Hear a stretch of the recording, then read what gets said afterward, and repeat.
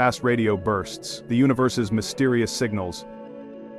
Fast radio bursts, or FRBs, are one of the most enigmatic phenomena in modern astronomy. These incredibly brief flashes of radio waves last just milliseconds but carry more energy than the sun produces in an entire day. What makes them so mysterious is their unknown origins. Detected from far corners of the universe, they raise big questions. Are they the result of massive cosmic events, or could there be something even stranger behind them? One of the most intriguing aspects of FRBs is their sheer unpredictability.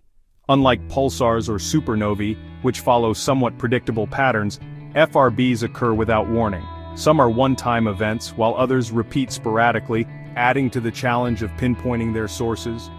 Researchers suspect they could be caused by phenomena like neutron star collisions, magnetars, or even the interactions of black holes. The repeating FRBs in particular suggest that not all of them come from the same type of event. What's truly exciting is how FRBs are becoming powerful tools for understanding the universe. These bursts travel across billions of light-years, passing through galaxies, gas clouds, and intergalactic plasma. As they travel, they carry imprints of the matter they pass through, offering astronomers clues about the structure and composition of the cosmos.